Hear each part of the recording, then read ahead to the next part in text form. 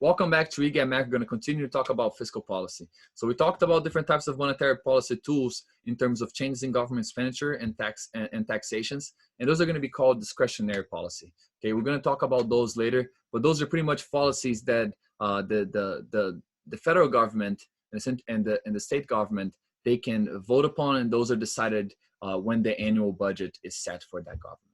Okay, the automatic stabilizers, those are ones that automatically change both spending and taxes due to changes in economic on business cycles of the economy. Because let's say we're going through a recession, a lot of people go unemployed, right? It's not their fault they're going unemployed, so they're going to qualify for the unemployment insurance, right? If that's the case, it's not going to Congress or Senate to get it approved for the extra expenditure to come out. Rather, it's already approved in the law, so the extra expenditure is already approved. So once that person qualifies, the money is going to go straight to that person. Okay, so there is changes in expenditures which are not required to be voted by the Congress because they already voted a long time ago, right? They're supposed to help the economy recover from recessions in a quicker manner without having to depend on a discretionary policy. Okay, so there's some problems to fiscal policy, and we're definitely going to talk about those now. But before we do that, please stop, go to the slides on eCampus or top heading, click on this link. It's going to be extremely helpful to help you understand how the fiscal policy can face problems, especially discretionary ones, which will be the other ones that we talked about when we talked about aggregate demand and aggregate supply that are not connected to the automatic stabilizers that we just talked about. Okay, so the federal government wants the economy to grow healthy, right? The idea is that they want to promote both increase in long run output, so potential GDP, and increases in the aggregate demand. Okay, so the idea here is that EDI promotes increases in aggregate demand to shift because now people can invest more and can consume more. That can lead eventually to firms to innovate, right? If they're innovating, that their productivity is going up. And if that's the case, you know that the long run aggregate supply is also going to shift to the right, which is what you're seeing in this graph. Okay, but one of the pitfalls is that it's really hard to implement a policy that precisely leads to this economic equilibrium, right? You depend on people properly applying the stimulus that you're giving to them to efficient investment opportunities to then generate more productivity, more development, more research, right? So it's really hard for the government to evaluate who should get that. So for example, during the pandemic right now, right? Just think about it this way. During the pandemic right now, a lot of people are suffering, right? And the way the government did this is by setting a limit to, hey, if you make more than $75,000 of income, then you're not going to get that stimulus of $1,200, right? Besides other exceptions. Right? If that's the case, it's really hard. Maybe not everybody that's making less than $75,000 is getting impacted, but somebody that's making more than 75 is. So you can see how hard it is to implement policy in a way that leads to the most efficient outcome. Okay, but the idea that government can just borrow more money to be able to respond to recessions and implement expansionary policy also has some potential issues that we need to consider, right? For example, whenever the government borrows more money to be able to serve those activities, it's demanding more funds on the market for loanable funds, right? As you can see here. And if that increases, you can see that would cause overall increase in interest rate in the economy. And as we know, if interest rates go up, we know that loans and investment are going to go down. If that's the case, maybe consumption and investment can go down, and that would lower aggregate demand. So you can see how all those policies are really hard to be implemented because they have consequences across different curves as well. So the idea is that government can borrow money and promote more infrastructure products, but they don't want to crowd out the private sector. What do I mean by that? They don't want to steal workers and resources that are already working in the private sector. So the timing of these policies are extremely important. Okay. In other words, the idea here is that let's say for example, and I'll go back to show on the slide because it's very useful. Let's say for example that the government is going through the country is going through a recession. The government implement policies in terms of building roads. But if the workers that are unemployed are waitresses and waiters and not people that work in construction, maybe those projects are only going to get workers that are already working in the private sector, right?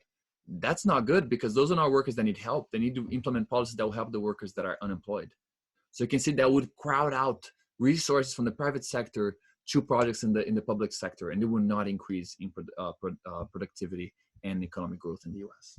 Okay, so that's the idea here. Not only that, the timing, as I mentioned, is extremely important.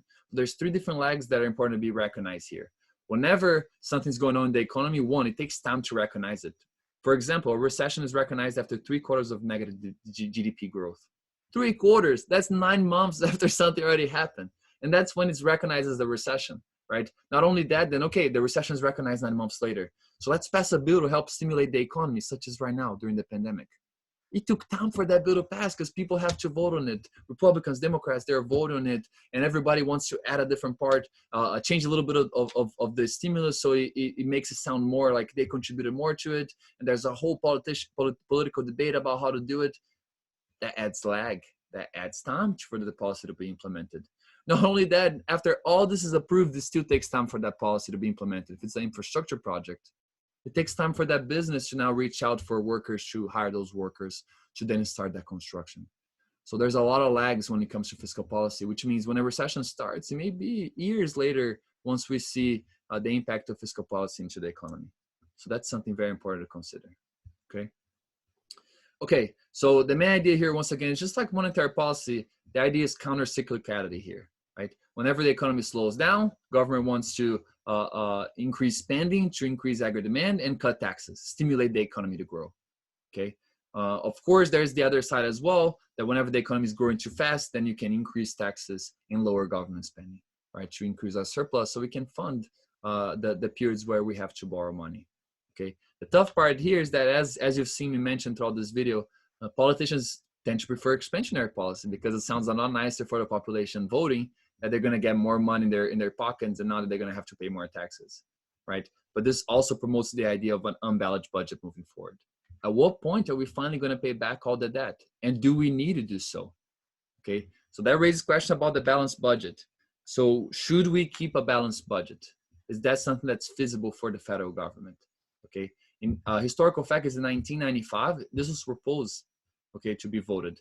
And actually it didn't pass by one single vote, which would mean that if we raise expenditures like right now because of the pandemic, whenever we recover, we'd have to pay increased taxes right away because it was mandated by law. Okay, so you can see here there's goods and pros. The good is that we wouldn't have as much of a high debt, right? But the negative part is that imagine if the idea is to be counter-cyclical, whenever the economy is in a period of need that nobody can contribute in terms of taxes, when we need the most is stimulus, which means it's going to cause borrowing to happen because we can't raise taxes to fund all those activities and all those people that need help. Okay, so you prevent the economy from recovering faster. Okay, that's a really important thing. Think about how the automatic stabilizers help the economy. When people need money right away, they can apply for unemployment insurance, right? At that case, you'd have to pay back the debt for those automatic stabilizers on the next year. Okay. Now the pro is that if you're a person that believes the federal government has too much power in the U.S., this would restrict the ability of the government to manipulate the economy, right? If you force a balanced budget, then you take away this bias of politicians towards expansionary policy because they would be restricted to always follow the idea that if we spend more now, we'd have to pay more immediately later after that. Have a surplus so we can pay back the debt. So a lot of pros and cons that I'm really interested to talk about, and hopefully you'll hop in on the virtual class so we can talk more about that as well. Okay, so now I want to just thank you. I want to thank everybody who joined me in the videos, for all those students who gave me plenty of feedback on everything that I posted on YouTube and on the virtual classes that we have. I extremely enjoyed the semester with you guys, despite everything that happened in terms of the pandemic. I feel very blessed that I had you guys as students, that despite the transition towards online, which I know was disturbing and it's not what you guys signed up for, you guys maintained the dialogue with me and participated for the rest of the semester. So I want to thank everybody, and I want you to know that please feel free to reach out if you ever want to talk about your career path or just economics in general, how the economy is developing. I'm always open to keeping contact with all of you guys. So I hope you study a lot, and good luck studying for the final exam. As always, feel free to reach out. I'll be offering special office hours during finals week. And I hope everybody has a great summer break. And thank you so much for choosing to take this class. Bye-bye, guys.